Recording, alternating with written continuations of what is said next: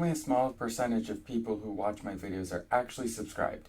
If you like my videos, please subscribe. It's free. You can always unsubscribe later if you want to. Enjoy the video.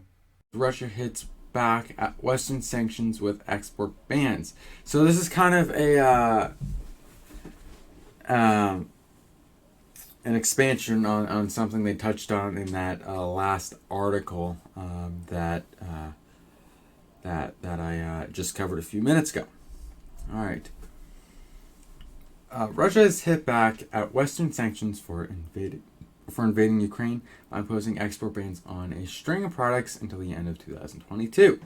The ban covers exports of telecoms, medical, vehicle, agricultural, and electrical equipment, as well as some forestry products such as timber.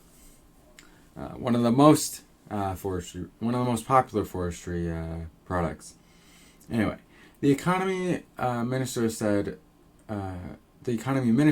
further measures could include restricting foreign ships from Russian ports.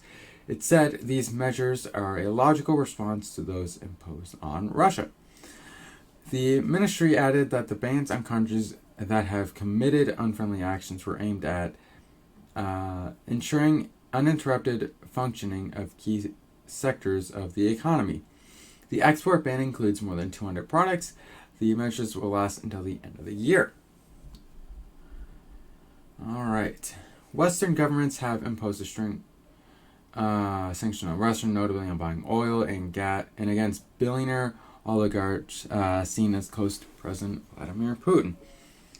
About 48 countries will be affected, including the U.S. and the EU. The order said that the export exemptions can be made for Georgia's breakaway regions of South Ossetia and Abkhazia,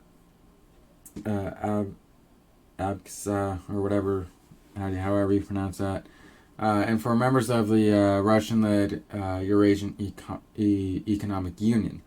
Russia's Prime Minister Mikhail Mishustin, yes, said the ban would include exports of goods made by foreign companies operating in Russia, items including cars, railway carriages, and containers. All right, it comes as Russia's former president Dmitry Medvedev warned that assets owned by Western companies that have pulled out of Russia could be nationalized.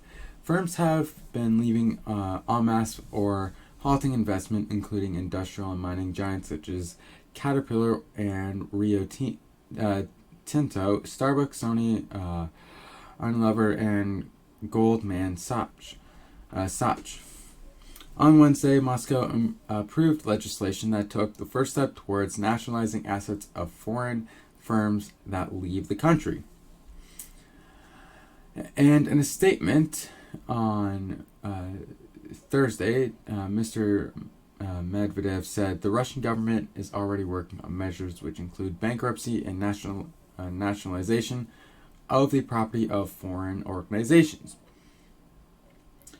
Foreign companies should understand that returning to our market will be difficult. He accused foreign investors of creating panic for ordinary Russians who could now lose their livelihoods.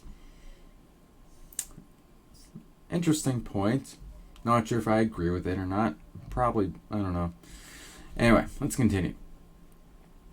According to the most recent figures, Russia is the UK's 19th largest trading partner, with trade between the two nations totaling 15.9 billion euros over a year from the end of September 2020. But yeah, that's pretty interesting. It's an impressive sounding list, but how much harm will these counter-sanctions actually cause? The bulk of what Western nations buy from Russia is made up of raw materials. Oil and gas, of course, but also metals like aluminum and nickel, not to mention potash and phosphates widely used in fertilizers. The conflict has already pushed the prices of these goods sharply upwards, amid fears supplies could be disrupted, and if they remain high, that will cause economic pain, particularly in Europe. But a ban on the sale of railway cars and locomotives from Russia is unlikely to cause much hardship. Nor will restrictions on the sale of agricultural machinery, for example. These products are exported, but mainly to countries like Belarus and Kazakhstan. All right. The inclusion of vehicles on the list is a problem for the likes of Stellantis, the owner of Vauxhall, Peugeot, and Citroën. It had been planning to export vans made in Russia to Europe and other parts of the world. But overall, the impact of the counter-sanctions look more symbolic than significant. Restrictions on exports of raw materials, on the other hand, if Russia were to introduce them, could have a much more damaging effect. Yeah, like this. Yeah, like the whole, like, not allowing to export things like TVs and